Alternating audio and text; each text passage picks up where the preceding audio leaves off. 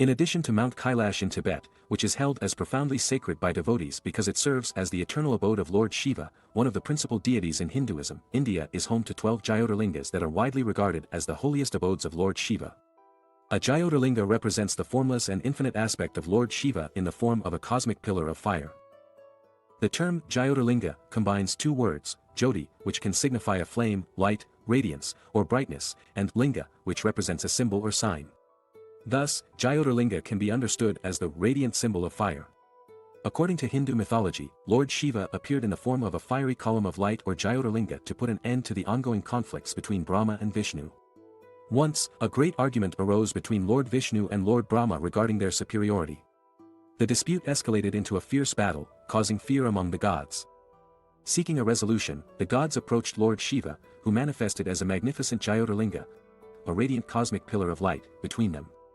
Lord Shiva challenged them to find the end of the Jyotirlinga, stating that the one who succeeded would be considered the greatest.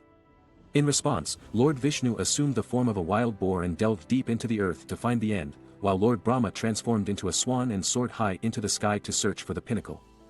Despite their exhaustive efforts, neither of them could reach the end of the divine pillar. Upon returning to Lord Shiva, Lord Vishnu gracefully acknowledged his inability to find the end. However, Lord Brahma falsely claimed that he had discovered the summit and presented a Ketaki flower as a witness. Infuriated by his deceit, Lord Shiva severed one of Lord Brahma's 5 heads and decreed that he would not be worshipped. Furthermore, Lord Shiva pronounced that Lord Vishnu would be regarded as equal to him and superior to Lord Brahma. According to legend, there are said to be 64 Jyotirlingas in India, but among them, 12 are considered the most auspicious. It is believed that these Jyotirlingas represent the direct manifestation of Lord Shiva, granting his devotees access to his divine essence. The lingams housed within the Jyotirlinga temples are believed to be Swayambhu, meaning they are self-manifested or naturally existing. The lingams themselves are cylindrical or elliptical stone structures intentionally devoid of distinct features, emphasizing the formless nature of Lord Shiva. Worshippers typically offer water, bilva leaves, flowers, and prayers to the Jyotirlinga. Devotees firmly believe that offering prayers to the Jyotirlinga can bestow blessings, spiritual enlightenment, and liberation from the cycle of birth and death. Many followers of Lord Shiva aspire to embark on a spiritual journey to visit all 12 Jyotirlinga temples, a pilgrimage known as the Jyotirlinga Yatra. Some other captivating legends surrounding the 12 Jyotirlingas suggest that they were originally 12 active volcanoes that were deactivated by gods, who subsequently established Jyotirlingas atop them to prevent any potential reactivation. This notion is particularly intriguing, given the absence of active volcanoes in India. Additionally, these 12 Jyotirlingas are believed to possess radioactive properties, and are said to emit a transformative kind of radiation. Furthermore, when the geographical locations of all 12 Jyotirlingas are connected on a map, they form a spiral pattern reminiscent of the Fibonacci series. Here are the 12 Jyotirlingas, and their location: Somnath in Saurashtra, Gujarat; Bhimashankar in Pune, Maharashtra; Trimbakeshwar in Nashik, Maharashtra; Grishneshwar in Aurangabad, Maharashtra; Nageshwar in Dwarkavanam, Gujarat; Omkareshwar in Khandwar, Madhya Pradesh; Mahakaleshwar in Ujjain, Madhya Pradesh; Kedarnath in Kedarnath, Uttarakhand; Kashi Vishwanath in Varanasi, Uttar Pradesh; Vaidyanath in Deoghar, Jharkhand; Mallikarjuna in Srisailam, Andhra Pradesh; Rameshwaram in Rameshwaram, Tamil Nadu. Let us now briefly explore the significance of each of these temples. Somnath Temple is widely regarded as the most sacred among the 12 Jyotirlingas, although some argue that the title should be bestowed upon Kashi Vishwanath. Traditionally, it is believed that Somnath should be the first site visited by those embarking on a pilgrimage to all 12 Jyotirlingas. This remarkable temple has faced destruction at the hands of foreign invaders on 16 occasions, yet it has been rebuilt each time. The present structure dates to the 1950s. In the ancient tales surrounding the moon god, known as Soma or Chandra, he found himself married to 27 daughters of Daksha Prajapati. However, he displayed a clear preference for Rohini among his 26 other wives. Disturbed by this partiality, the aggrieved wives approached Daksha and voiced their grievances. Daksha reprimanded the moon god, urging him to treat all his wives with equality. Unfortunately, the moon god paid no heed to the advice, frustrating Daksha. As a result, Daksha cursed the moon god, condemning him to suffer from a debilitating wasting disease. Immediately, the moon god's body began to waste away, causing great concern. Seeking a remedy, the god sought guidance from Lord Brahma, who instructed Chandra to worship Lord Shiva in the form of a linga. Chandra embarked on a 6-month penance, fervently seeking Lord Shiva's favor. Lord Shiva, in his benevolence, manifested himself as a Jyotirlinga to alleviate the severity of the curse. Chandra would henceforth experience a gradual decrease over a fortnight, followed by a steady increase, the waxing and waning of the moon. To regain his luster, Chandra bathed at the confluence of 3 rivers, a sacred spot in Somnath. In gratitude, Chandra built a temple for Lord Shiva, who took up residence there as Somnath, the Lord of the Moon. Bhima, the son of Ravana's brother Kumbhakarna, was an Asura, demon, who sought vengeance for his father's death at the hands of Lord Rama. In his quest for power, Bhima performed intense penance to Lord Brahma and was granted several formidable boons, including invincibility. With his newfound strength, he unleashed chaos and even subjugated the gods in the celestial realm. In order to counter Bhima's tyranny, Indra, the ruler of the heavens, embarked on a penance to appease Lord Shiva. Impressed by Indra's devotion, Lord Shiva agreed to intervene and bring an end to Bhima's rampage. The location where Lord Shiva vanquished Bhima became revered as a Jyotirlinga, and Lord Shiva's manifestation at this sacred site became known as Bhimashankar. Within the Trimbakeshwar temple resides a sacred pond that is believed to be the originating point of the holy Godavari River, the second longest river in peninsular India. While most Jyotirlingas feature Lord Shiva as the primary deity, the uniqueness of this Jyotirlinga lies in its depiction of the 3 faces of Brahma, Vishnu, and Shiva. Adorned by a jeweled crown placed over the gold mask of Trideva, representing Brahma, Vishnu, and Shiva, the lingas remain concealed. This ancient crown, believed to date back to the time of the Pandavas from the epic Mahabharata, is adorned with diamonds, emeralds, and other precious gemstones. It is unveiled for public viewing every Monday from 4 to 5 p.m. The legend surrounding the origin of this Jyotirlinga is as follows: once, the sage Gautama and his wife resided in this sacred place. Blessed by Lord Varuna, Gautama possessed a miraculous pit that yielded an infinite supply of food grains. Envious of Gautama's prosperity and spiritual practices, other rishis conspired against him. They deceitfully caused a cow to perish near Gautama's ashram and falsely accused him of its death.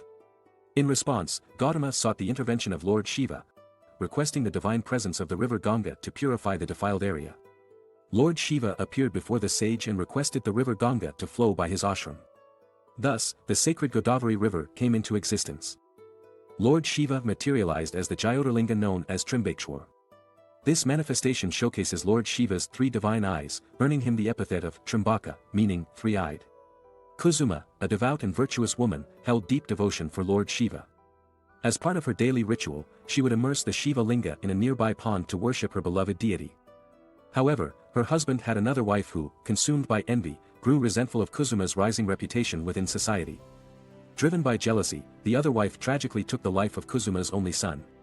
Upon learning of her son's untimely demise, Kusuma was overwhelmed with grief, yet she persisted in her unwavering devotion to Lord Shiva. Witnessing her steadfastness, Lord Shiva was deeply moved. As soon as Kusuma immersed the Shiva Linga in the water, her son miraculously came back to life. In that moment, Lord Shiva revealed himself to Kusuma and the villagers, bestowing his divine grace upon them all. Lord Shiva manifested himself as a Jyotirlinga, known as Grishneshwar, which translates to the Lord of Compassion, Krishna. There is a dispute regarding the location of the Nageshwar Jyotirlinga, as some claim it to be in Maharashtra while others argue it is in Uttarakhand. The legend associated with this Jyotirlinga tells the story of a demon named Daruka, who had imprisoned a devout follower of Lord Shiva named Supriya in a submerged city inhabited by sea serpents. Within the confines of their prison, Supriya and the other devotees continuously chanted Lord Shiva's mantra, invoking his divine presence. In response to their unwavering devotion, Lord Shiva appeared before them, defeating the demon and liberating all his devotees from captivity. To commemorate this event, Lord Shiva established himself as the Nageshwar Jyotirlinga, symbolizing his manifestation as the Lord of all serpents, Naga.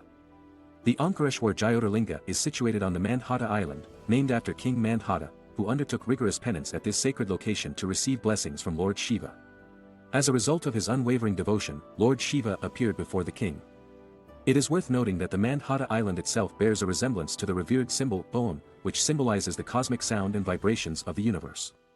Consequently, this Jyotirlinga became known as Omkareshwar, representing Lord Shiva's manifestation as the Lord of Omkar, the divine resonance that permeates the entire universe. The Mahakaleshwar Jyotirlinga is situated in the historic city of Ujjain. Some individuals believe Ujjain to be the center of the earth due to its geographical location at the intersection of the Tropic of Cancer and the Prime Meridian.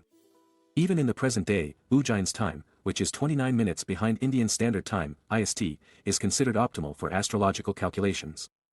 Furthermore, in addition to being one of the 12 Jyotirlingas, the temple housing the Jyotirlinga is recognized as one of the 18 Maha Shakti Peethams, a topic I will explore in a future video. If you are interested in these topics, I would greatly appreciate it if you could support my channel by liking and subscribing. During ancient times, Ujjain was under the rule of King Chandrasen, a devoted worshipper of Lord Shiva. The city faced numerous invasions by rival kings, and it was on the brink of being captured. In their desperate plea for assistance and protection, King Chandrasen and the other devotees fervently called upon Lord Shiva. Responding to their prayers, Lord Shiva appeared in the formidable form of Mahakala and swiftly defeated the enemies, saving Ujjain from defeat and destruction. In response to the request of King Chandrasen and his devotees for continued protection of their city, Lord Shiva agreed to manifest as the Mahakaleshwar Jyotirlinga, the Lord of Time. It was proclaimed that those who worshipped Lord Shiva in this form would be freed from the fear of death and diseases.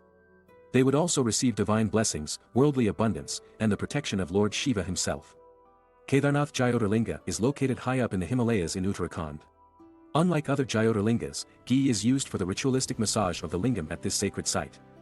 Kedarnath is an integral part of the smaller Chota Char Dam pilgrimage circuit and serves as the first of the Panch Kedar pilgrimage sites. It remains accessible for only 6 months each year, from April to November.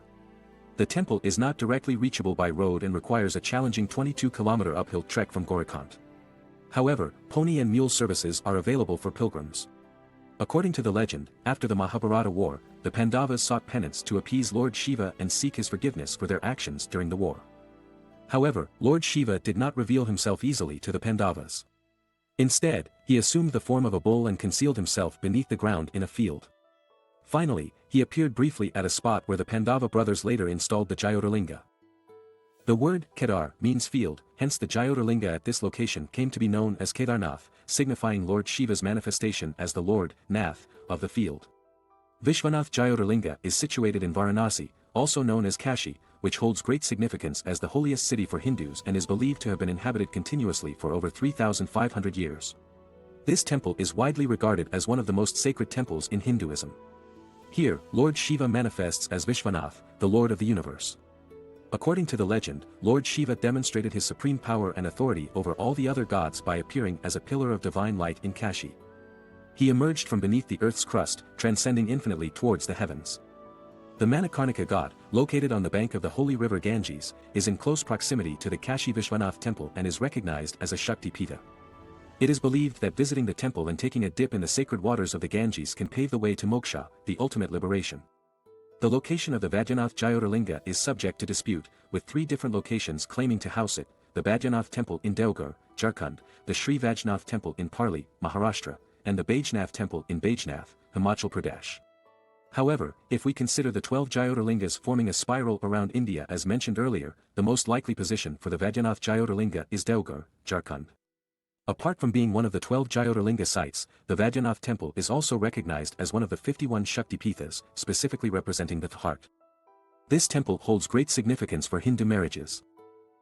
According to the legend, the demon king Ravana worshipped Lord Shiva by offering his 10 heads, one after another, as a sacrifice. As Ravana was severing his last head, Lord Shiva appeared in the form of a Vaidya, doctor, to treat his wounds. When Lord Shiva asked Ravana for his wish, Ravana requested Lord Shiva to accompany him to Sri Lanka. Lord Shiva agreed and offered him a Jyotirlinga that would make him invincible. However, Lord Shiva warned Ravana not to place the linga on the ground during his journey. The gods, concerned about Ravana's growing power, sought assistance from Lord Vishnu. Lord Vishnu transformed himself into a cowherd and intercepted Ravana on his way to Lanka. Ravana, needing to relieve himself, handed the linga to the cowherd, Lord Vishnu, for a few minutes. The cowherd promptly placed it on the ground, and it became permanently fixed.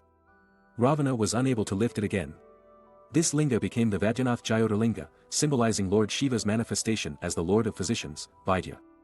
When Shiva and Parvati decided to find suitable brides for their sons, Shiva arranged for the marriages of Ganesha with Buddhi, intellect, siddhi, spiritual power, and Riddhi, prosperity.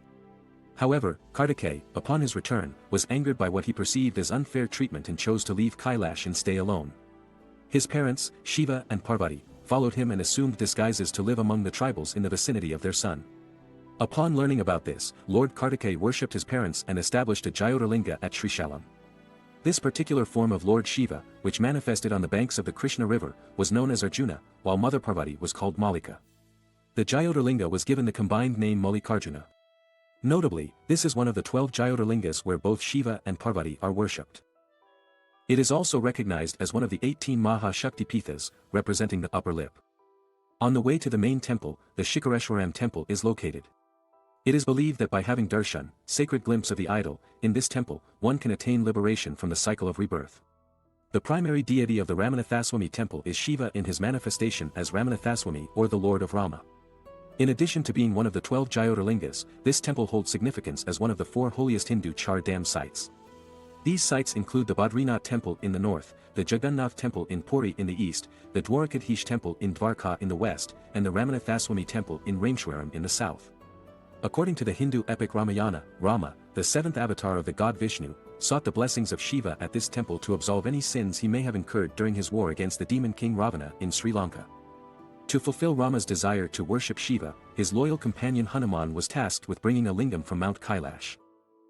As it took some time for Hanuman to retrieve the lingam, Sita, Rama's wife, constructed a lingam using sand from the nearby seashore. Within the sanctum, 2 lingams can be found. The main one is the Ramalingam, the lingam made of sand by Sita, which represents Rama. The second lingam, brought by Hanuman from Kailash, is known as the Vishwalingam. It is believed that Rama instructed that the Vishwalingam be worshipped first, as it was brought by Hanuman. This tradition continues to be followed to this day. If you have visited any of these temples, I would love to hear about your experiences. Please share your thoughts and insights in the comments below.